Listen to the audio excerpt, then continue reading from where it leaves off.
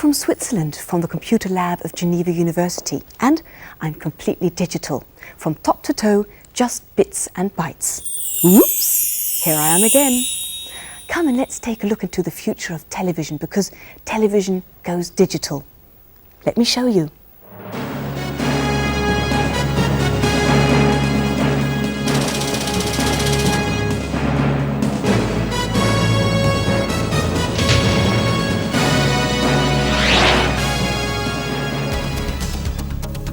Chips and microprocessors of the new generation have made a long-standing dream of television pioneers come true. They transform moving pictures into the computer code of zeros and ones, and convert it back again into moving pictures for the viewer.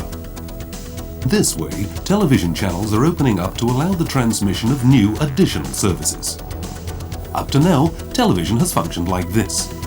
The transmitted signal directs an electron beam line by line over the screen in the receiver's picture tube. The transmitter and millions of receivers work on the same cycle of changing frames and lines. Only one television program can thus be transmitted on each channel. For digital television, the signals are packed for the receiver into so-called containers as standardized data packets. Almost 40 megabits of information per second fit into each container. That, for example, corresponds to 6 television programs, plus 5 radio programs, plus 5 other services such as information programs, television games, or television newspapers. The revolution is based on the fact that, perhaps for the first time in television history, transmission facilities are cheaply available and in abundance. This is more than a technical innovation. This is the first step into a new era, where television at home can become a connection to the information highway of the future for every participant. And this is the end of television as a one-way street. In future, spectators will be able to take part in the interactive services by telephone, cable, or satellite.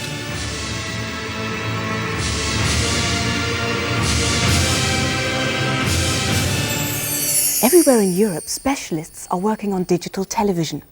They want to learn from the experience of the past. When color television came up and later on video recorders appeared, different technical standards existed at the same time, a fact which is still creating trouble for us. But now, digital television shall be introduced in Europe with one single common system, DVB. A great idea.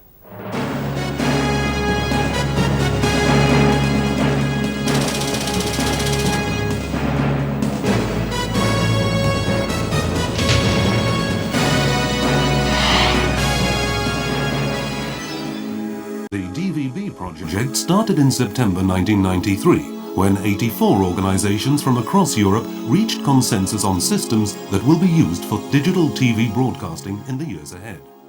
These systems need to be both practical today and future-proof for tomorrow. The DVB Project coordinates the standards of digital television services for cable and satellite transmission, as well as terrestrial broadcasting, which includes a coding system for data streams and service information for the user. The benefits of joint standards are obvious. They provide safe planning and equal starting conditions at a stage where high investments are not yet compensated for by corresponding profits. The DVB trademark guarantees that all DVB equipment will be compatible. With this joint initiative, Europe is ensuring a good starting position with respect to its overseas competitors. Will the quality label DVB be an export hit? This is already the case. It's surprising to see that the Americans and Japanese are catching up. It's even more surprising that the first commercial applications will probably be taking place in Asia and not in Europe, but on the basis of the work of this group here.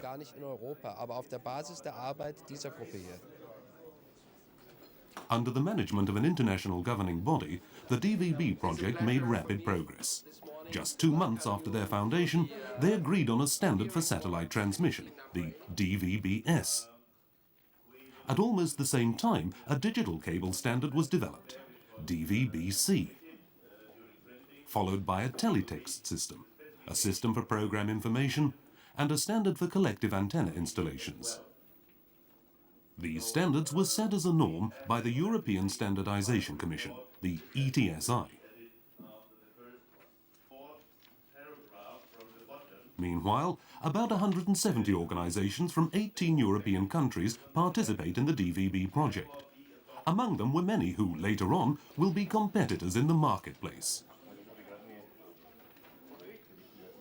No individual broadcaster or service provider can possibly fund a large development like this.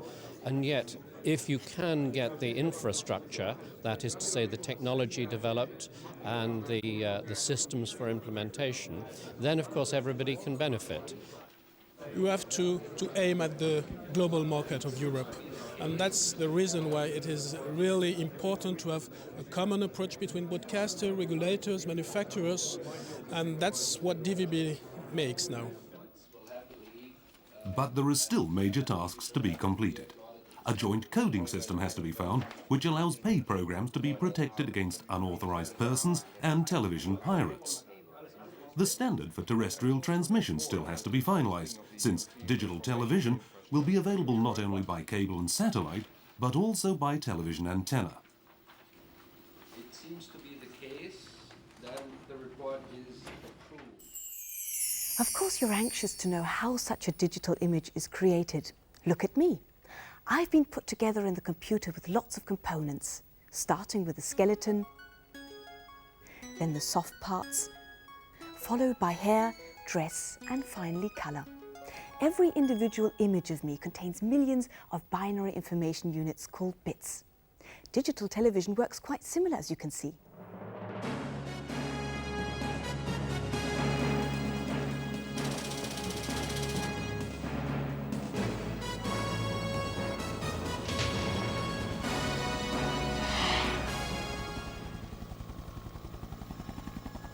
Digital television pictures consist of more than 400,000 tiny picture elements, called pixels, to which values for brightness, color, and color saturation are assigned. If this picture information is translated into binary computer code, a data rate of approximately 200 million bits per second results. In order to cope with such huge data streams, a trick is used.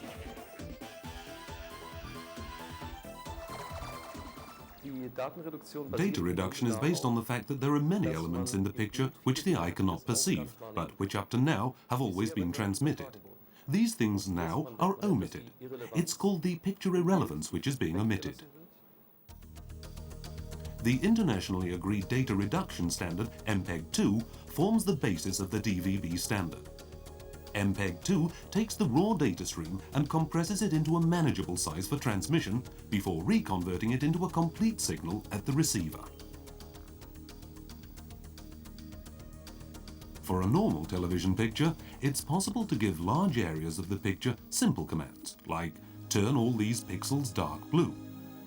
This requires only a fraction of the transmission capacity. The rest is available for precise transmission of complex picture sections. The system does all these things on its own. Tests show that despite the high compression, variance from the original is very low. Less bits are transmitted, but with high security. The system is resistant to disturbances. The broadcaster can choose whether he wants to transmit the programs in studio quality, which means a broad data stream 9 megabits per second, in PAL quality with 6 megabits, or with even less bits in home video quality. Compression of digital data streams means that one television satellite that previously carried 18 analog channels can now carry up to 120 different digital television cues. 120 TV programs. Nobody's able to watch so many channels, you might say. But listen, digital television is much more than only watching TV. Well, let's have a look into the future.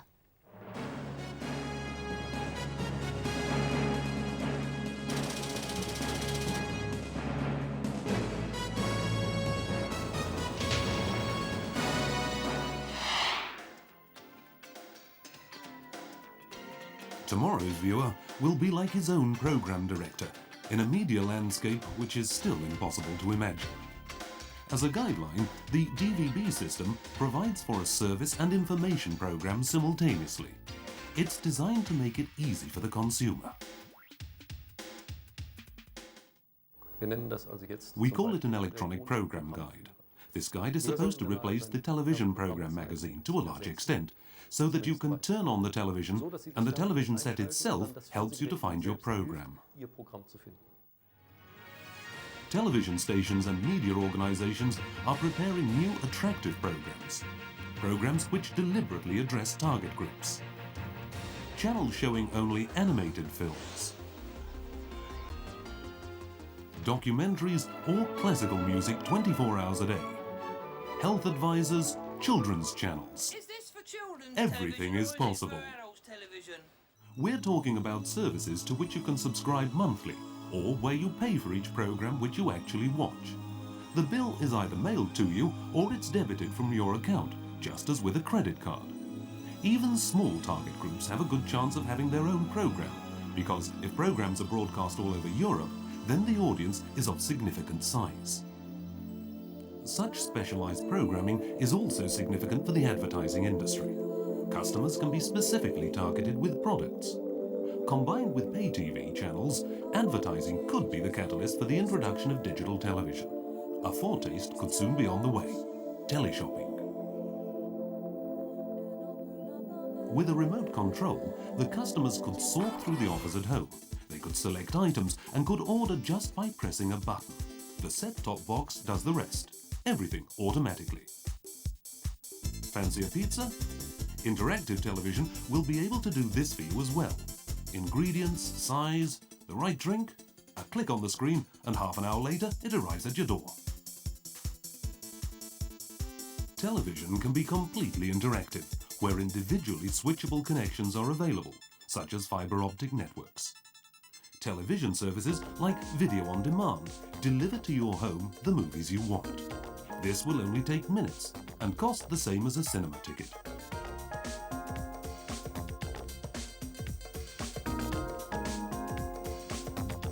Und Spiel ab. Participants in different European countries will be able to play interactive games with each other on their television screens at home.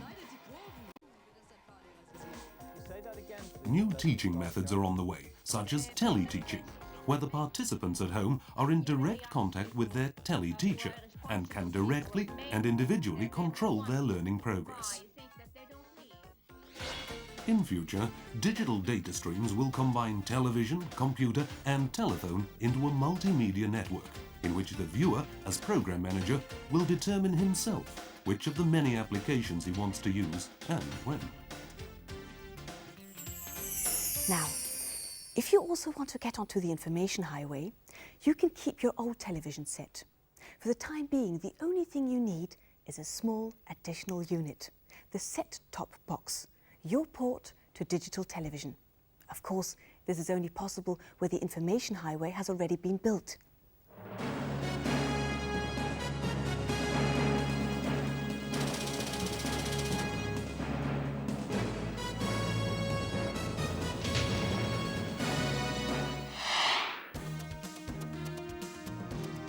In Berlin are several dozen participants who are experiencing the facilities of digital television.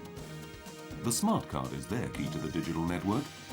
At the moment, the experiment is free of charge. At a later stage, settlement of commercial pay services will also be carried out here with a smart card, as will be customary in other European areas. During 1995, a number of digital pilot projects are being launched. Today, digital television broadcasting is already possible wherever wideband cable networks are to be found. Space is available in the, at present, unutilized hyperband. With Hotbird and Astra 1E, the first digital European television satellites, digital television will also be available by satellite. The programs are fed into cable networks or can be directly received by means of an updated 60cm dish. Even if you don't want to invest a lot, you can take advantage of the television of the future. All you need is a cable connection and a set-top box which makes digital signals digestible for your analog television. Digital terminal equipment, set-top boxes, video recorders and satellite dishes will soon be generally available. Television companies are also getting ready for the new era. Digital editing systems, OB vans, virtual studios where the studio sets are computer-generated and only the presenter is real. The future belongs to digital technology, and DVB provides you the television of the future today.